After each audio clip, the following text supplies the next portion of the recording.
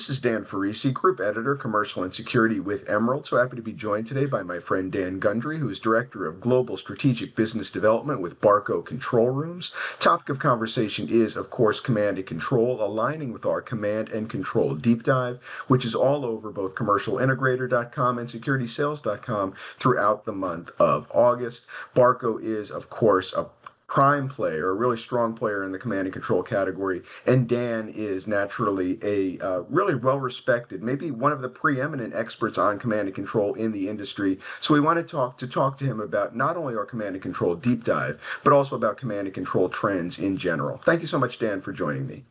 Dan, it's always a pleasure to join you. Thank you for having me. Always great to see you, sir. So, obviously, Commercial Integrator, as I just talked about, released its command and control deep dive just a couple of weeks ago. I know, as I said, that you're an advocate for command and control. You're a champion for command and control in the Pro AV market. So, what would you say your impressions were and comments were about the report that we just released?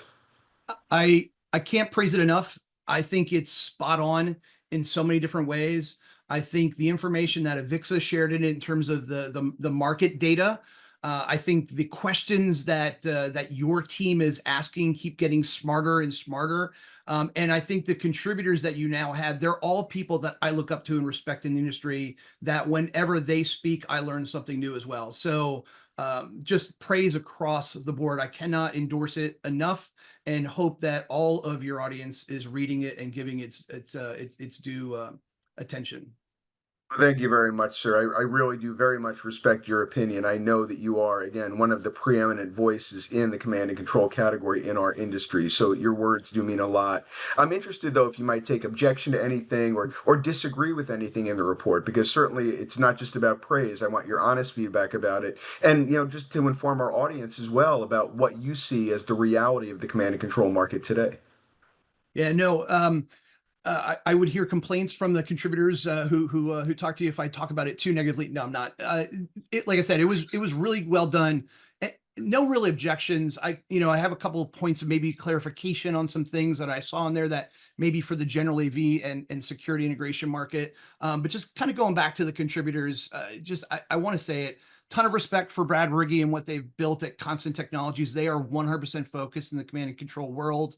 Matt Boyer worked side by side with him for 20 years and learned so much from him about the command and control market. And then Tyler, John, Rob, and Lee, also people I've collaborated with. So those are your contributors. Those are the people you should be looking at and following on LinkedIn. That's my plug for them. But as I said, I don't really have any objections. Just maybe a couple nitpicky points. So Rob was talking about, and I absolutely agree with Rob, that support from your manufacturers in the US is critically important because of uptime on these systems. You can't wait days to resolve something. But at the same time, I would say just make sure that, because you have an audience that's beyond the US, and even in the US, it's time zone based. Right. So you want to have support that's within the time zone of your normal business day. So wherever that is, if you happen to be listening to this, watching this, reading it in Europe, LATAM as well, wherever that is, make sure you have some local based support for you and your customers. And then the second point of clarification, Lee talks a little bit about the right furniture partners. He references a couple of the manufacturers by name. What I would say is the word furniture might be misleading. This is not a conference table. This is not a standard office desk. These are mission-built consoles for operators that working on 10, 12-hour shifts in highly stressful conditions. We want to make sure that the ergonomics are right. We want to make sure that the operator comfort is right, that they're alert. So those require things like sit-stand consoles, which are becoming more common in office environments. It's the right kind of chair. The chair I'm sitting, which you can't see because I'm blurred out, is from Concept Seating. It's meant for operators. You can actually get ones with wider bases for police officers that might be carrying gun belts or just radios. So these are, again, purpose-built furniture and consoles for command and control environments. That's a really good point because, as you read from the report, we really emphasize operator centricity and making sure that that operator is able to be focused and able to be sharp and able to be quickly responsive. And obviously, the ergonomics in their environs, including furniture, is very important to facilitating that degree of awareness and alertness and responsiveness. So well done to point that out. Would you say there was anything missing relative to market, technology considerations, anything else I can kind of get out of you as far far as further insights that could enrich a report in the future or a future one? Yeah, I think, like I said, I really enjoyed it. I think it was spot on in a lot of ways. Mike from Avixa, who I think did a great job with the market data and the contextualizing of the market data. One of the things he glossed on was working with specialized manufacturers who do this on a regular basis. What I would say for the integration community, and I've said it before in this forum when we've talked in the past, Dan, is that we look through as an integrator who's focused on command and control, even on a project level. You want to look at it through a control room lens, not say an AV lens, right? So we talk about things like resilience and redundancy and uptimes and mean time to resolve. These are all things that we don't necessarily talk about when we're talking about outfitting a conference room with Zoom or Teams technology, because if that conference room goes down, you can revert back over to the Teams or Zoom call, or you have a couple of other conference rooms in your building. Control rooms, you have one, you may have a backup, but the time delay in gearing up your backup and the process and procedures, that now means your eyes are off the ball of whatever that mission is in that control room. So using the right lens, working with the right manufacturers, even giving you the example of a 24/7 video wall may not be the right video wall for a control room, right? That 24/7 meant to run could be for a boardroom or a lobby or some kind of digital signage application. But a digital signage video wall is meant to be high brightness and glossy to draw people's attention to the message on that screen or on that video wall. In a control room with sustained viewing, we talk about dimming that brightness, but not sacrificing contrast when we do. It's a critical design consideration. We talk about that so that we're not overtaxing people's eyes and their visual acuity. We talk about off axis, all kinds of other things like that. Nonetheless, I think that's an important one. We already talked about mean time and resiliency in design. I think the one thing that we probably didn't talk about enough in the deep dive, and we don't talk about it enough in the pro AV industry, is security, product security, cyber security. In the control room environment, it is critical that we talk about those things and that we have secure systems. I think John talked about the term of using secure KVM. That would be an example of that. Secure by design is really critical for organizations. The pro AV may not necessarily talk about it as much. I think they should, but in the control room industry, your customers are absolutely demanding that conversation. So that would be my answer to maybe what we can expand on in the future and what I think your audience should be aware of. I think you've proven my case that you're one of the preeminent experts in the field because you speak so knowledgeably and so authoritatively about command and control. And I certainly will take that guidance as we plan next year's command and control deep dive, which will, of course, take place given how successful and how much interest this one has received so far. I did want to shift gears slightly, though, and talk a little bit about Barco, which is, of course, a global leader in manufacturing mission critical solutions. I'd love to get your perspective on Barco's presence in the market and what might be on the horizon relative to emerging trends and technologies. Yeah, so most of your audience is going to know Barco for ClickShare, for our projection technology, and maybe even our video wall technologies. The video wall, but what they may not know is that Barco has an entire business unit that's focused on mission critical control rooms. That's where I sit and the rest of my team sits. We design and we engineer technologies for those mission critical environments that you can also use outside. Unicy is a really good example of that. Unicy is a flagship video wall LCD product, been around the market for several years, gone through a couple of different iterations.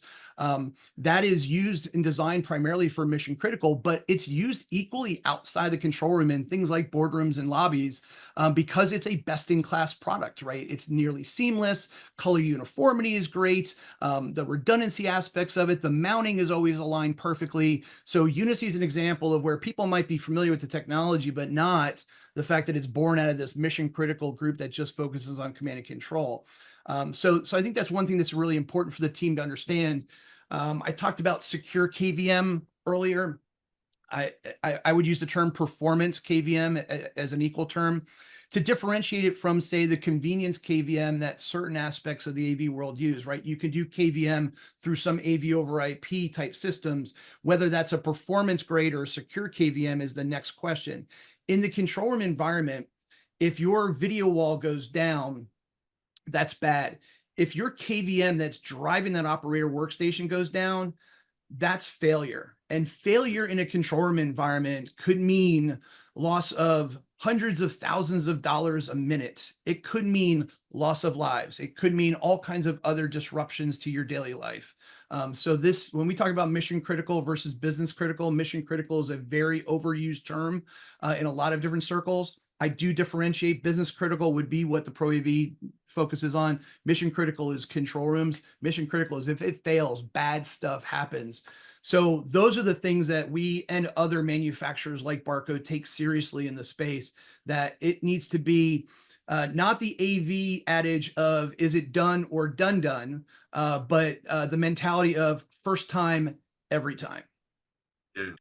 And I really appreciate that distinction you draw between business critical and mission critical. I myself will say I've been guilty in the past of using mission critical kind of loosely, like to talk about conference rooms or to talk about education spaces. But I think you've really paved the way in terms of educating others that mission critical is very, very different. As you say, hundreds of thousands, millions of dollars could be on the line, lives could be on the line, safety could be on the line. And that's what's on operators' shoulders every day. And that's why we need to make sure they have spaces that enable them to do the job that we pay them to do. So before we close up, though, I did want to just talk briefly about GSX, which is coming up just a few weeks at this point. Certainly one of the premier conferences for the physical and converged security industry.